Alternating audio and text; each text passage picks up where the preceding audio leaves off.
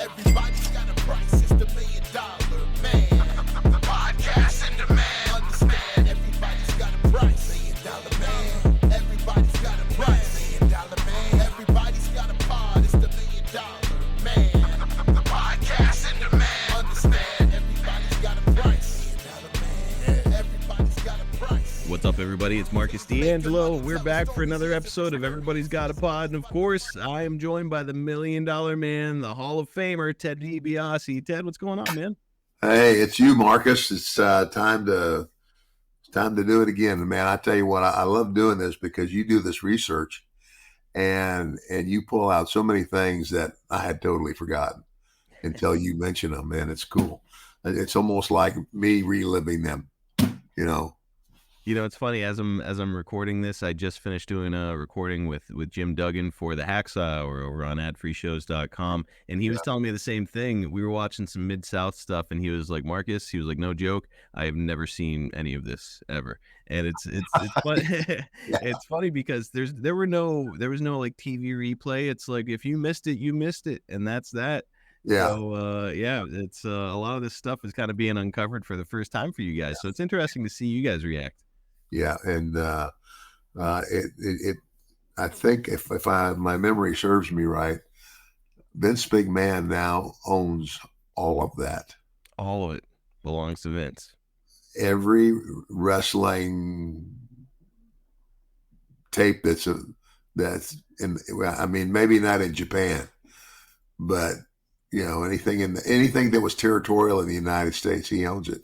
Yep. And I don't know if you ever heard about this or not, but it's so I don't know what he paid for like the AWA stuff or Mid-South for that matter. Well, Mid-South probably would have been lumped in with the JCP stuff after the acquisition.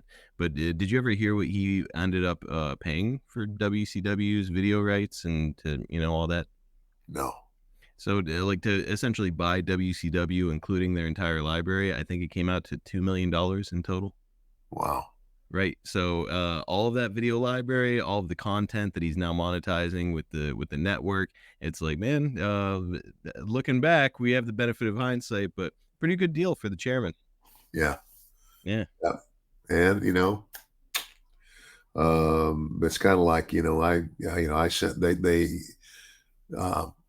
they give us a contract every couple of years. And I can't remember how often the contract comes, but if you read the contract, it's basically like, okay, he owes me lock, stock, and barrel. You know, and there are some guys that haven't re-signed with him, you know, and but I think it's more to my benefit if I do. But I mean, of course, royalties, you know, I think they're obligated to the royalties whether I sign that contract or not. That's right.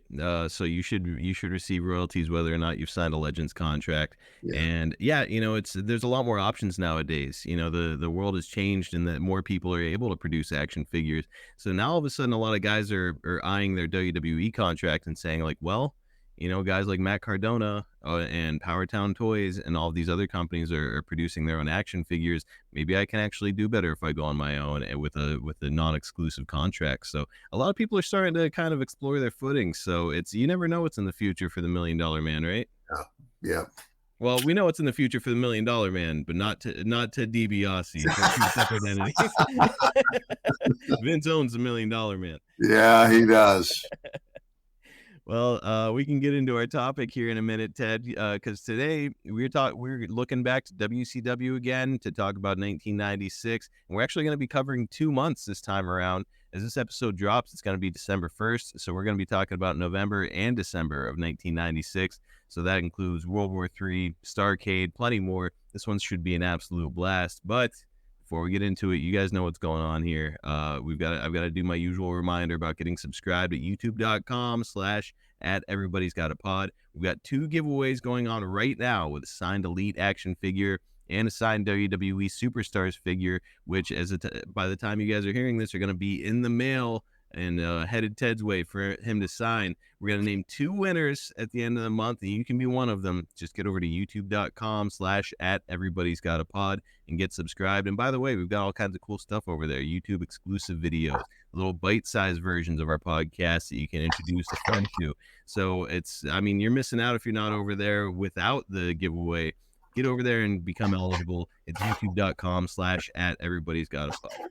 So, Ted, something I've been meaning to ask you about as we've been taking our look back here to 1996 and your time at WCW, is a performer that a lot of folks credit with influencing the way that wrestling is today, and a guy who's still active in WWE. We're talking about Rey Mysterio, and he's here in WCW at this time.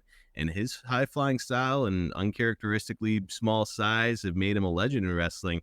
You and I had talked on our last episode about, kind of the way that wrestling has gone nowadays with less emphasis on selling, more emphasis on moves and high-flying stuff. And Rey is really kind of responsible for a lot of it. What did you think about Rey and some of the incredible stuff he was doing at the time? Well, I personally like Rey very much, and the thing about it is this: for Rey Mysterio, who's, I don't even know if comes up to my, at least he comes up to my waist, but he's not a big guy at all. So he's got to have something different, yes, to offer. And what he had to offer was, the high flying stuff. But you know what? That's good for Rey Mysterio. Mm-hmm. All you other guys out there, don't go out there if you're 6'4" and try to do triple back somersaults.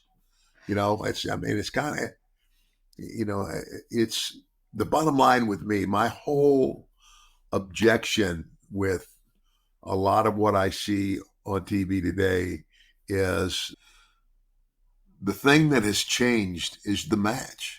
And I'm sorry, but I personally don't believe that should have changed at all, because you're telling a story, and sometimes it's a short story because you may only have a 6-minute match, and then what you can do, or what, and I'll be honest with you, it's really hard to have a match in 6 minutes, but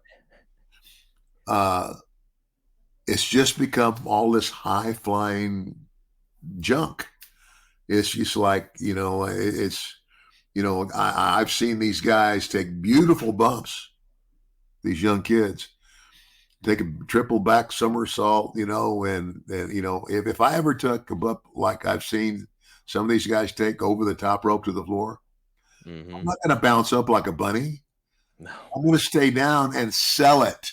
That's what's missing. Sell it. And that's what sells tickets. It's before the fans can really get behind you, you got to, as much as you possibly can in the time that you have in the ring, try to make them believe your story and make it as realistic as I can. Nobody tries to do that. Well, I won't say nobody, but very few try to do that anymore. And one of the guys that I think has become very good and more of an old style, and again, by a lot of the people who influenced him, was CM Punk. Mm-hmm. He wrestles a more old school way. And that's my whole, you know what? I'm going to die on that hill. And look, I don't blame you. And, it's like everybody says, and, I agree in many respects that, like all entertainment, wrestling needs to change and evolve. And I'm for it. Let's change, let's evolve, let's get better. However, I don't think that you're getting better when you're not selling. And that was the cool thing about Rey Mysterio, was that, yep, he was doing some crazy shit and flying all over the place, jumping out of the ring, but but the reason he got over is because Rey knew that for him to really get over and to do those fantastic things that he can do, he had to sell. Mm-hmm. He had to put himself in a position to where the people watching the story are going, come on, Ray, come on, you can do it, man. Get up, man. You can do it. Get it up, get up. And just, like the whole thing, one hand that drops and two hands it drops. And if it drops the third time, the match is over. And you keep that hand up and okay, there's still life there. And here he comes. Yeah, I don't know. It's just, but And yeah, I have a lot of respect for Ray. when Ray started to kind of climb the ladder and move up the ranks, a big part of what was happening was that he was having a thing with Kevin Nash. I think this was in 1999, and he beat Kevin Nash. And like the whole idea was that he was in trouble throughout this whole match, and it was really easy for Nash, and Nash is just taking advantage of the guy. And then at the end, he somehow pulls it out. And that's it's almost like, it's like, Nash has gotten comfortable with where he's at. And then all of a sudden, Rey Mysterio, like the quick little guy that he is, goes, toot, toot, toot, toot, 1, 2, 3. Yep.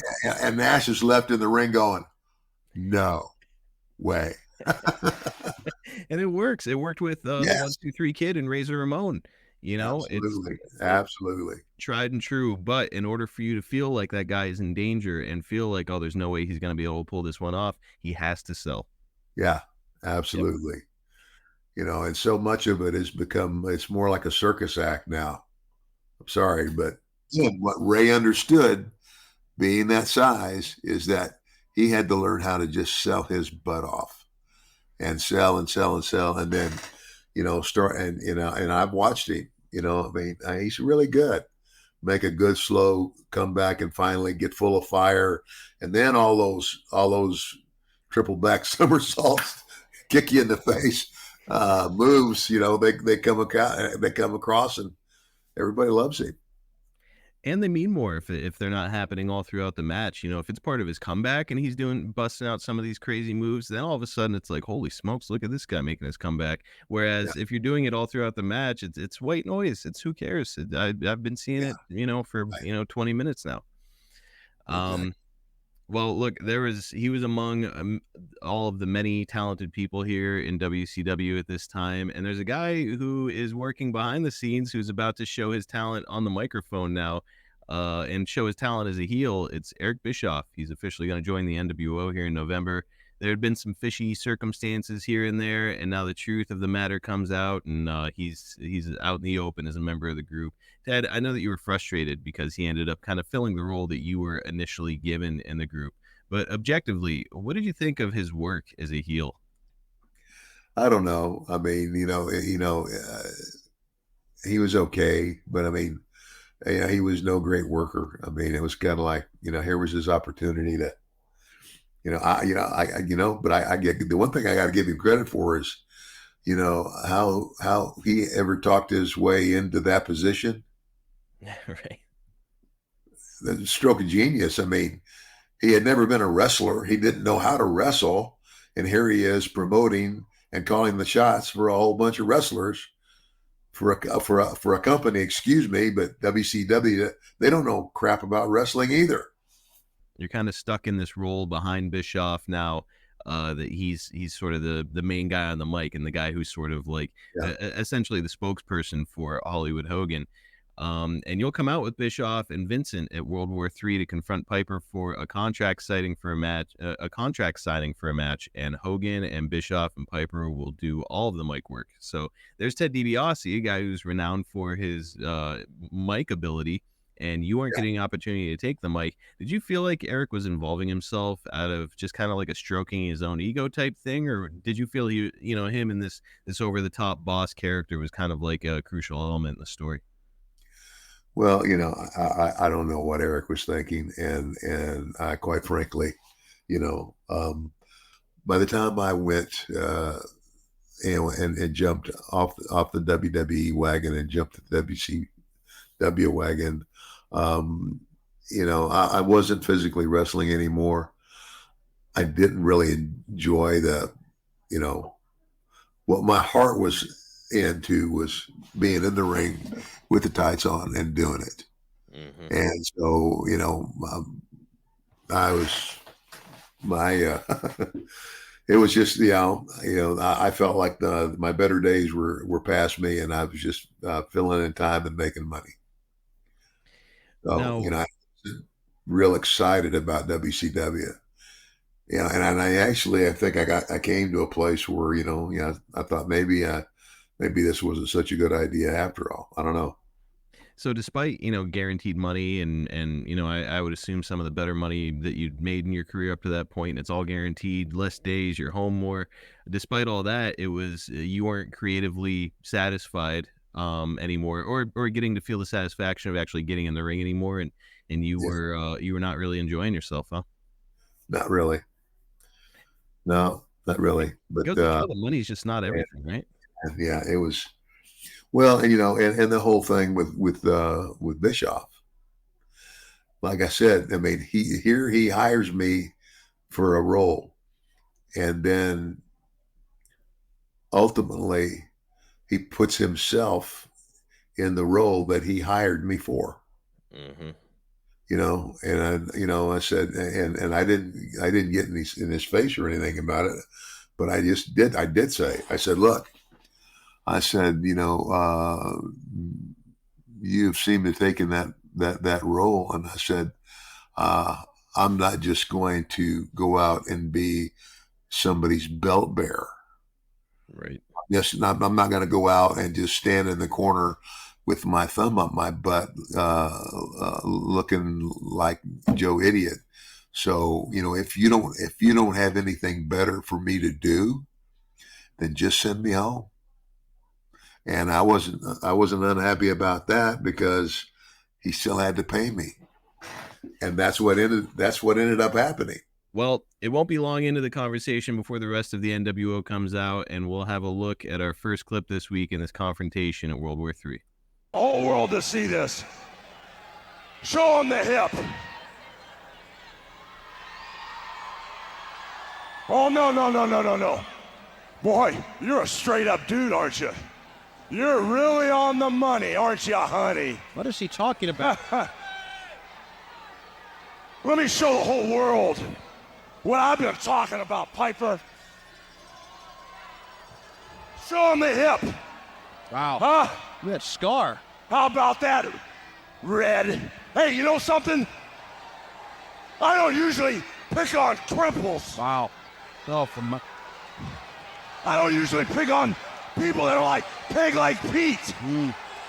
But since the whole world seems to like you, my friend, and since the whole world wants to see the war that didn't end the score, oh yes, my man, it's gonna be my pleasure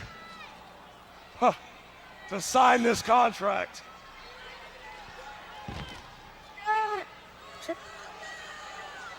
there it is. And let me tell Yeah. you, Piper, now that I've signed that contract, you, my friend, are not gonna have a leg to stand on, because I can't wait to beat up a gimp.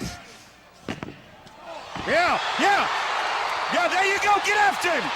He's going after Hogan. Get after him! He is sorely outnumbered here.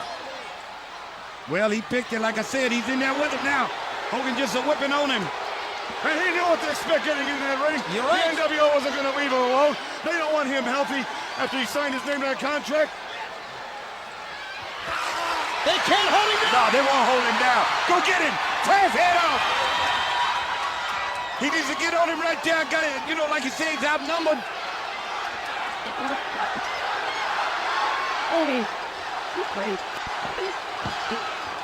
Showing that scar. There you can see it. Hogan is going to get a chair. Oh, man, he can't be doing this, He's man. gonna cripple him. He can't do this. He's had hip surgery, and Hogan's gonna cripple the man. That's what he's doing. Oh, what a bad scar that is right Oh, there. my Oh, goodness. no!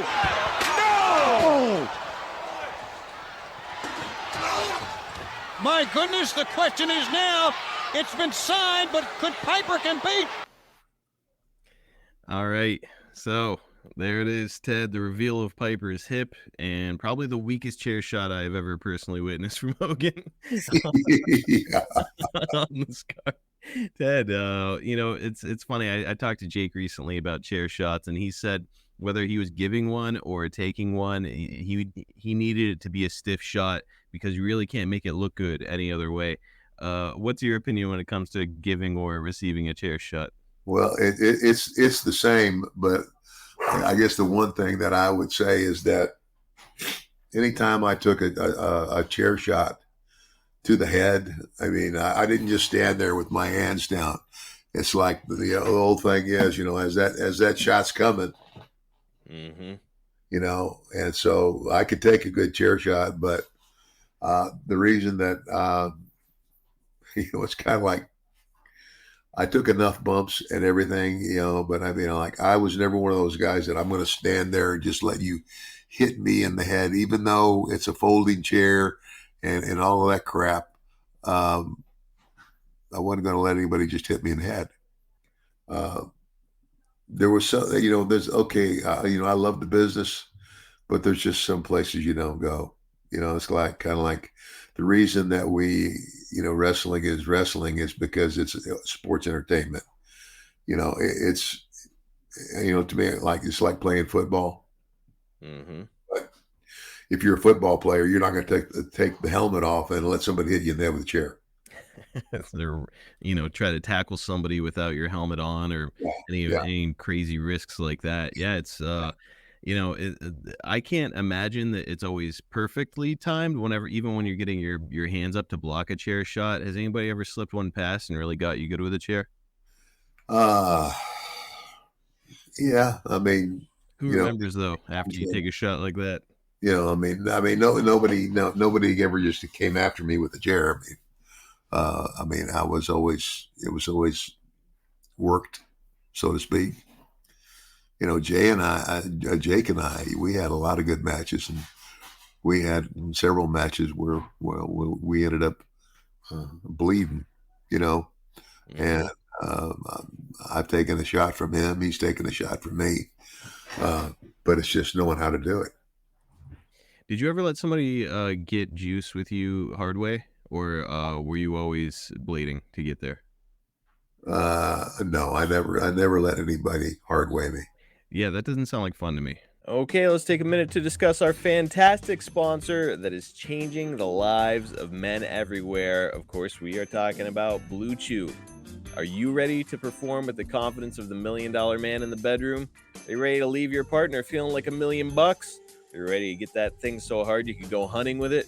If the answer to all those questions is yes, it's time for you to give Blue Chew a try.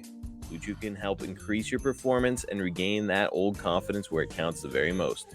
Blue Chew is a unique online service that delivers the same active ingredients as Viagra, Cialis, and Levitra, but in chewable tablets and at a fraction of the cost. You can take them anytime, day or night, so that you can plan ahead or be ready when that opportunity springs up. The process is simple. Sign up at BlueChew.com, consult with one of their licensed medical providers, and once you're approved, you'll receive your prescription within days. The best part of it, it's all done online. You can forget about those visits to the doctor's office, no more weird, awkward, uncomfortable conversations, and no waiting in line at the pharmacy anymore. It comes right to you. Blue Chew's tablets are made right here in the USA and prepared and shipped direct to your door in a discreet package. But you know the drill, guys. There's not going to be anything discreet about your package. Men everywhere have never been more excited to see their mail carrier arrive, because when your package arrives, your package arrives. Listen, I know what your next question is. Will it actually work? Why don't you try it for free and find out for yourself? Something free from the $1 million man? That's right. You can try it right now for free. All you have to do is pay $5 shipping. That's it. Place your order now and give your partner a very pleasant surprise. Women are attracted to confidence, and Blue Chew can help give you confidence where it counts. Don't wait any longer. Time to chew it and do it. Take advantage of our special deal. Again, you can try Blue Chew free when you use our promo code EGAP at checkout. Just pay $5 shipping. That's BlueChew.com, promo code EGAP, and receive your first month free. Visit BlueChew.com for more details and important safety information, and we thank Blue Chew for sponsoring Everybody's Got a Pod. Yeah. Well, the stage is set for Starrcade with Hogan and Piper, and Meltzer would say that this angle was good, but too bad the two of them actually had to work a match. Now, Ted, were you optimistic that these two older performers, they're both in their 40s here, were you optimistic that they could carry a main event at one of the biggest shows of the year? I had no, I had no doubt. I mean, you're talking about, what, of course, two of the biggest names in the wrestling industry and who had handled themselves very well, obviously, or wouldn't be in the positions they were in. But to say that these two guys couldn't go out and have a match is ridiculous. Yeah, I mean, I don't think that they're gonna have some kind of a mat classic. I don't think that they're gonna, go out there and do any top rope maneuvers. But I think that, a couple guys with great charisma and great storytelling, it's like, okay, Yeah, we got something here. absolutely. Yeah, absolutely. Well, so Ted, the big gimmick for World War III is, of course, a 3-ring, 60-man battle royal for a shot at the world title. Ted, 60 men jam-packed into 3 rings, and this is not like the Royal Rumble where it's like, every couple of minutes somebody new comes out. Nope, the match starts with 60 dudes in 3 rings fighting. What did you think of this concept? Uh, well, I was just happy I wasn't the one that was going to have to determine who went out first and who went out last and everything in between. Hell, if I was in it, I'd be volunteering to get out of there first. With 60 guys. That's like, just eliminate me. Let's Yeah. go home.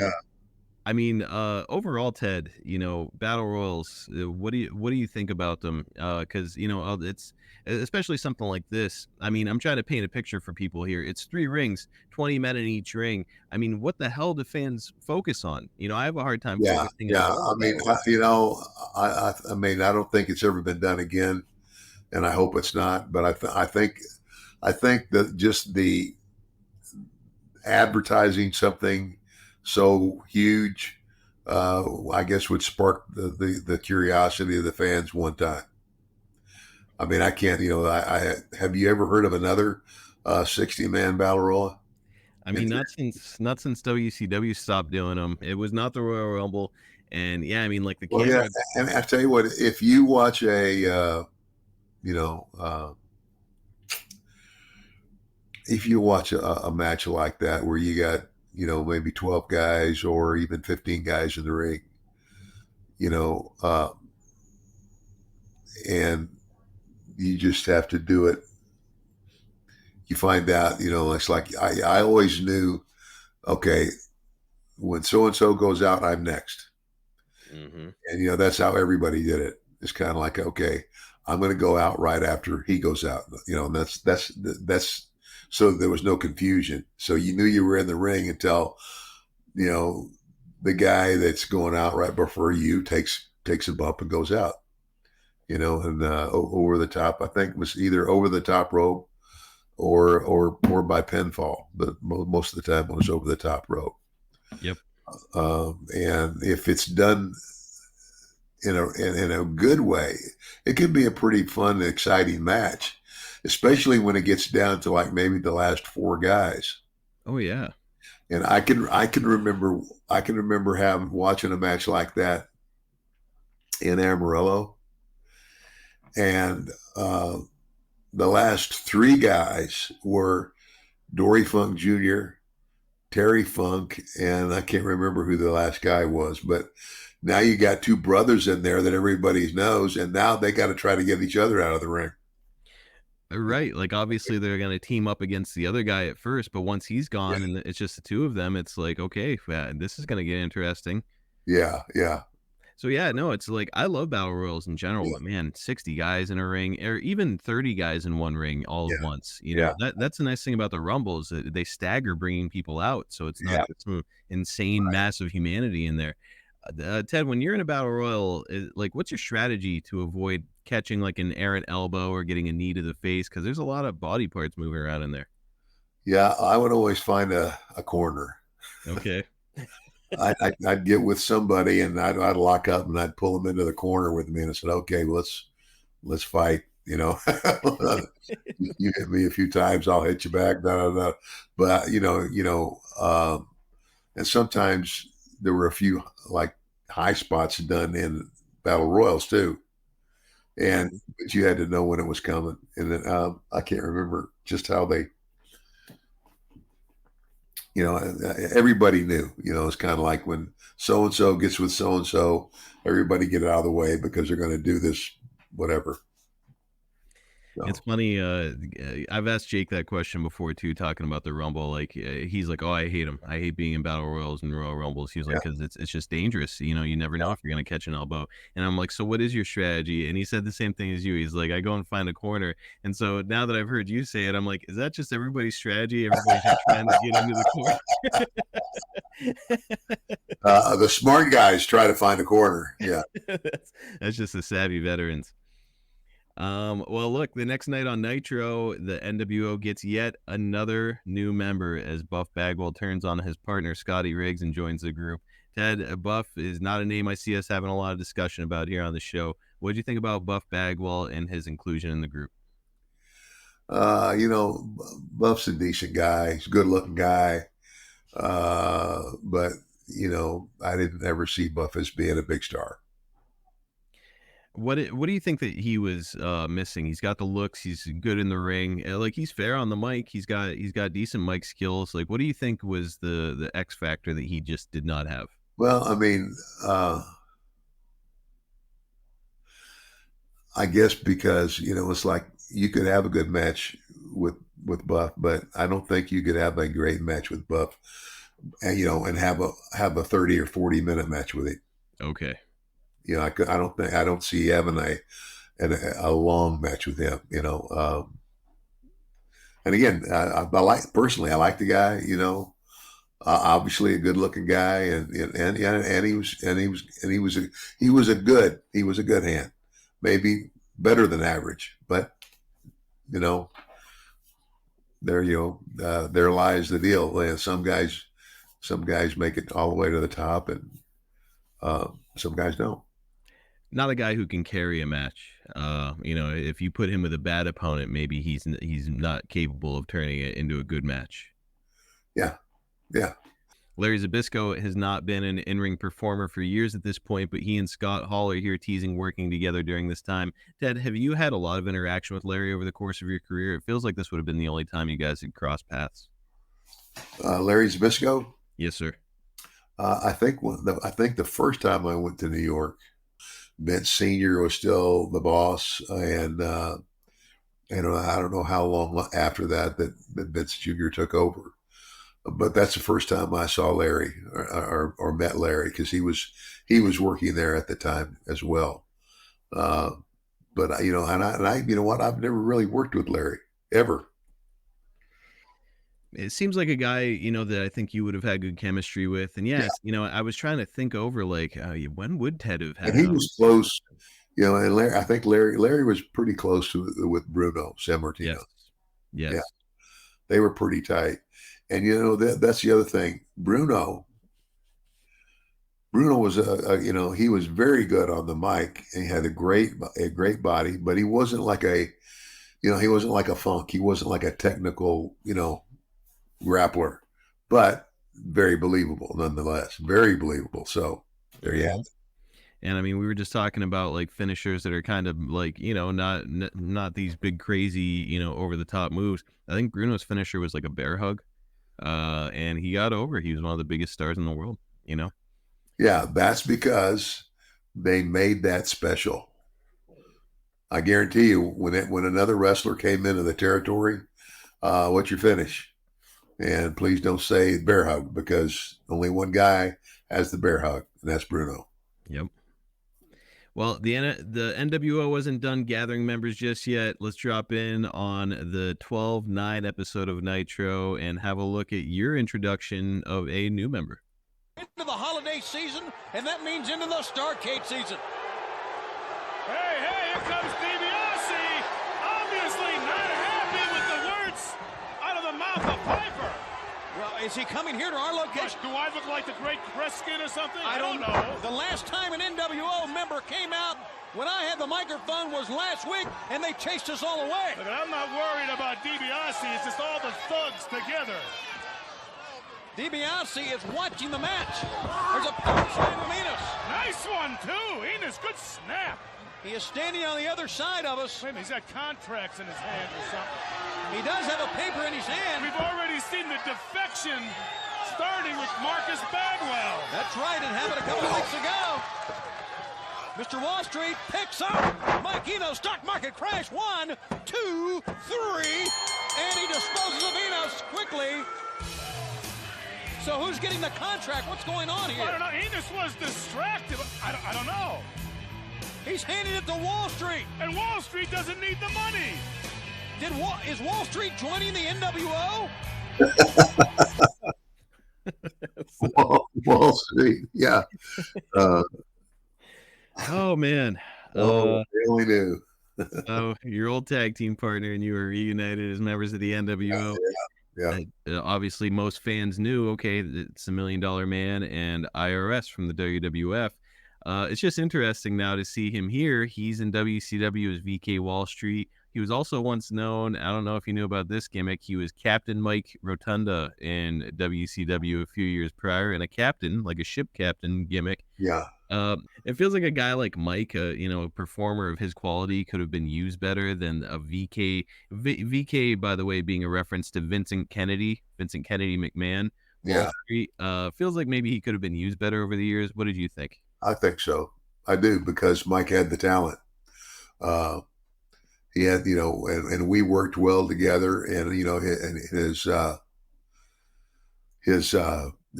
interviewed well.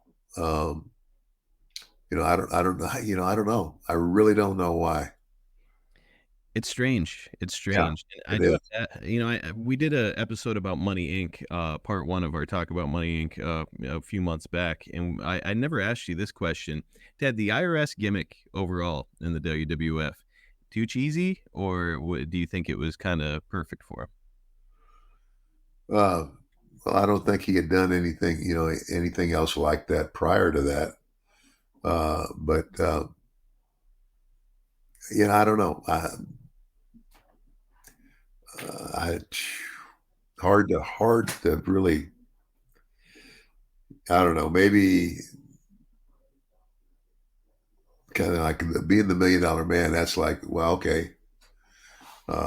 This guy's this ultra rich. I see that, but to me, the IRS it's kind of like, if you're going to call yourself the IRS, then you should obviously be a heel because nobody likes the IRS.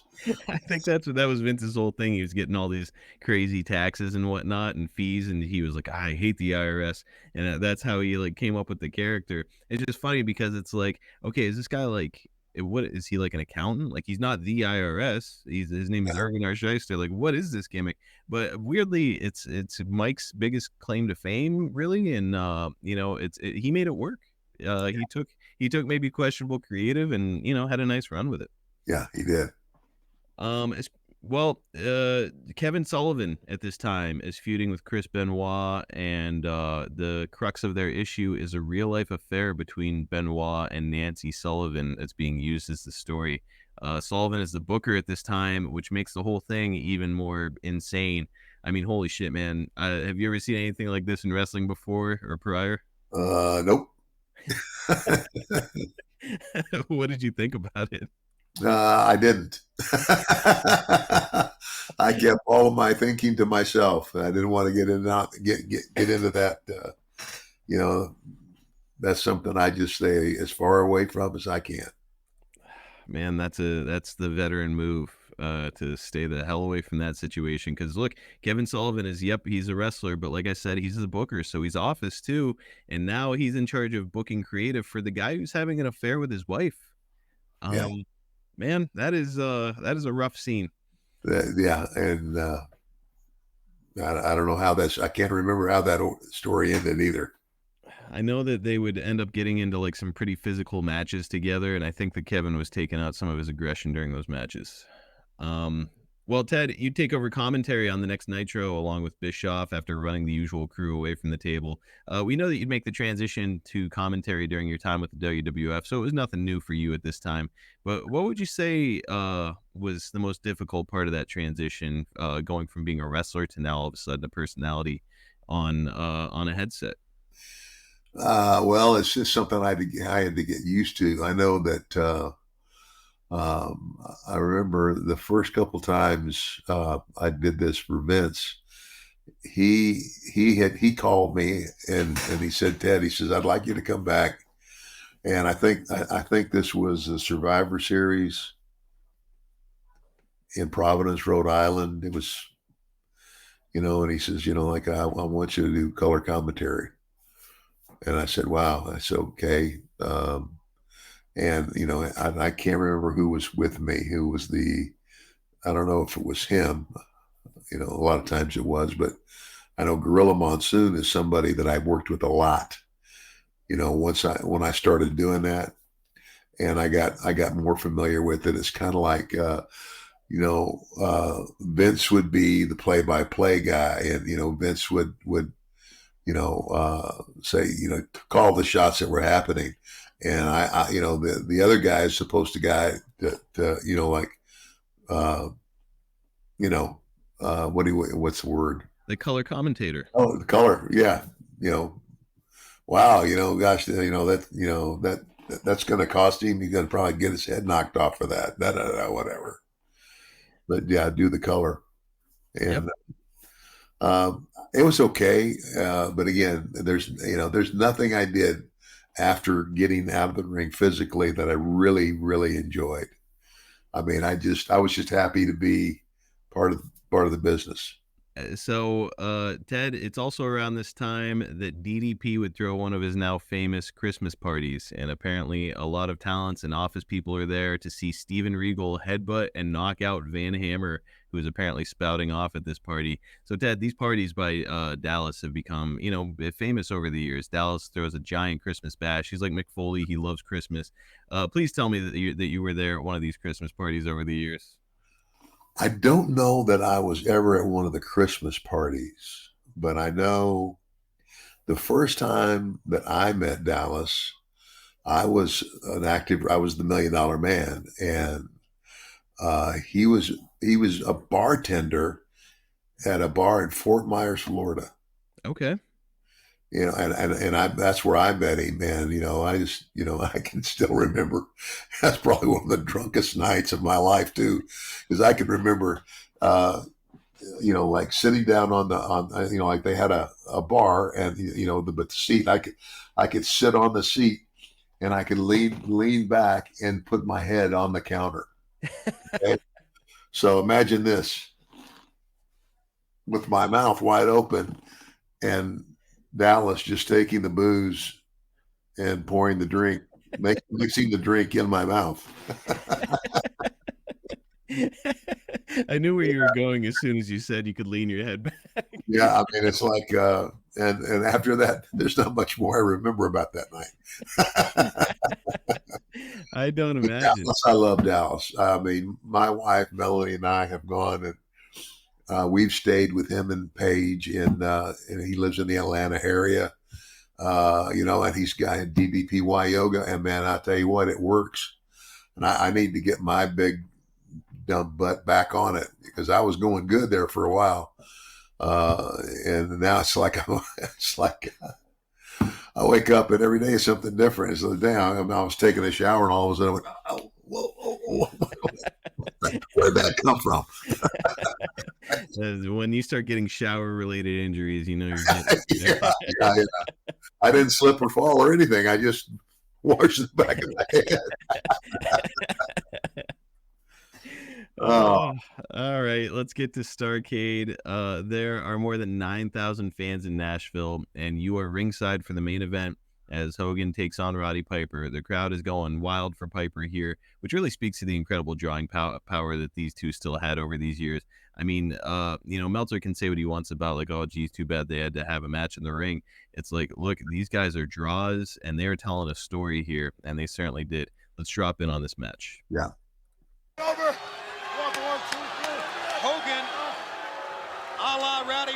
Piper pulling himself up with every effort he can in his body. Here's the big leg. He missed it. He was going for the big leg. Piper's alive. Piper's up on his feet. That's not Bugs Bunny hopping there, pal. That's Roddy Piper. The way he hopped out from Gene Okerlund.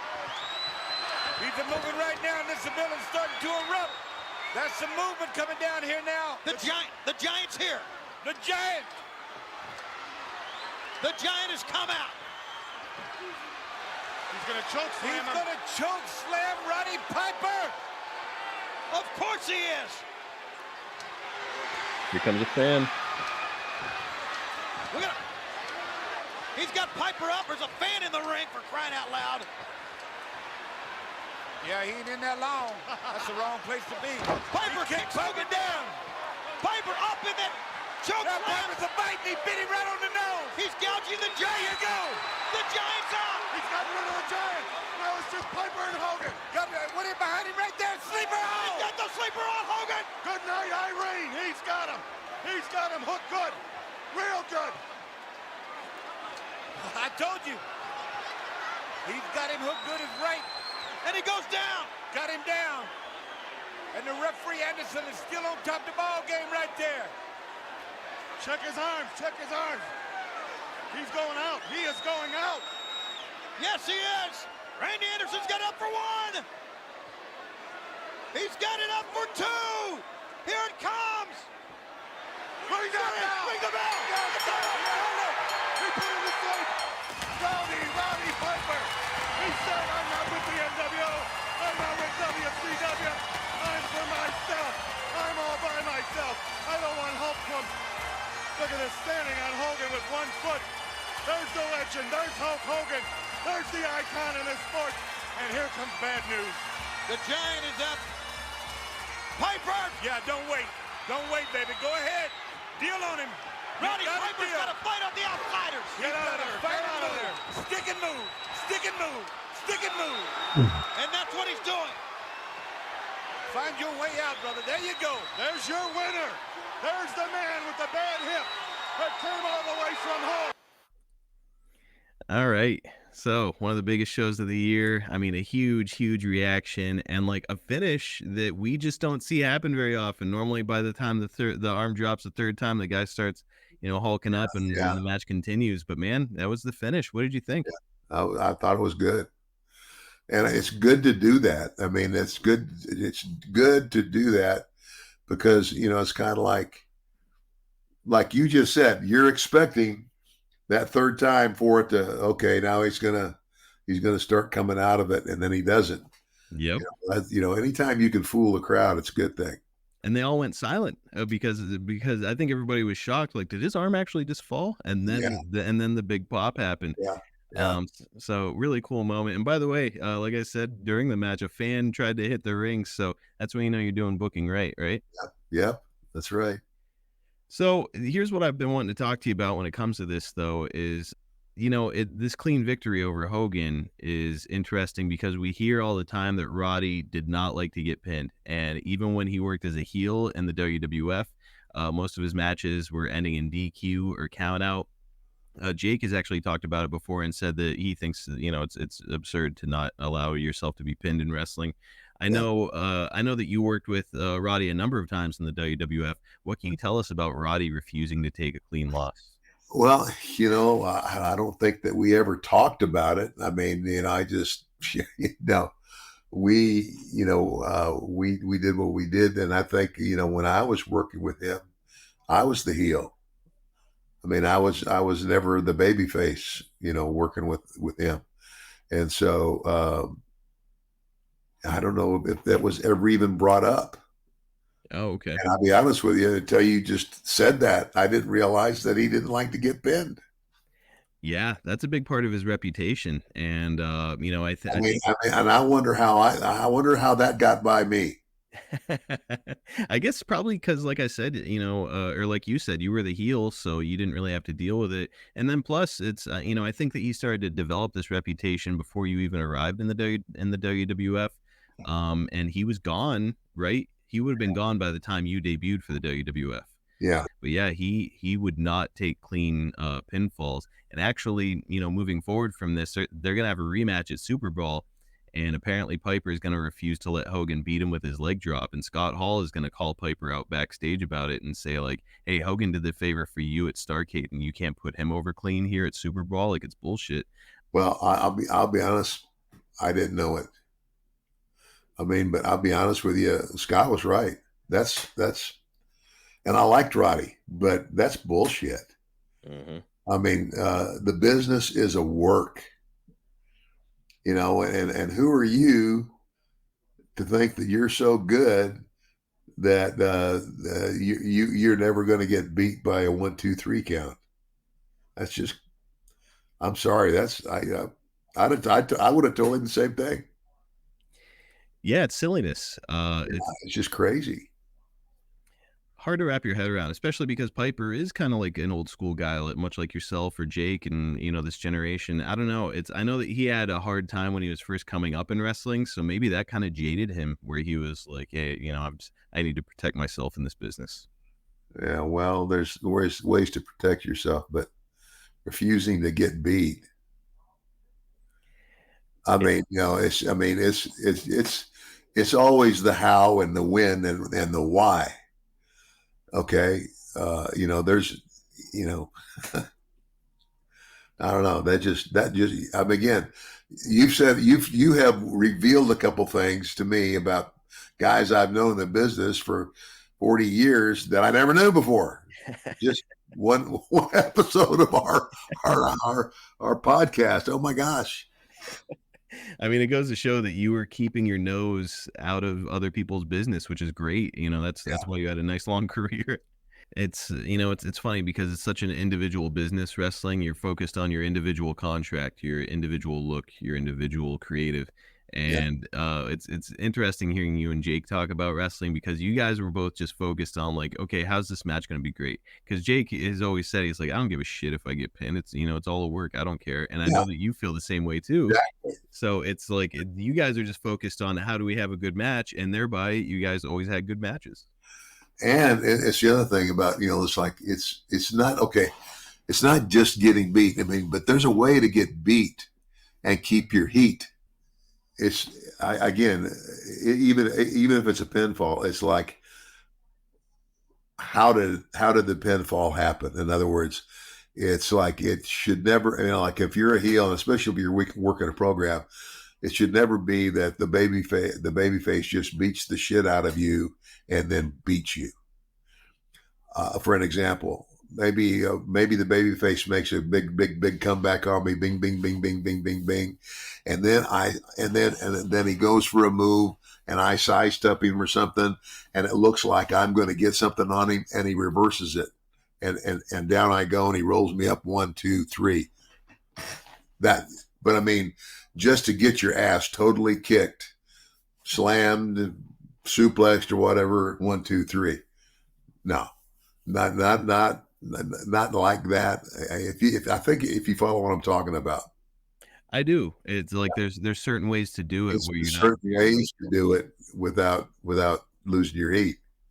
I've also heard about heels taking this method, which always makes me laugh because it's silly, but it works.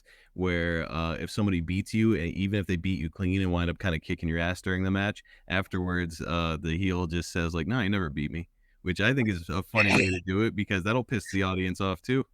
Yeah. What are you talking about? He didn't beat me.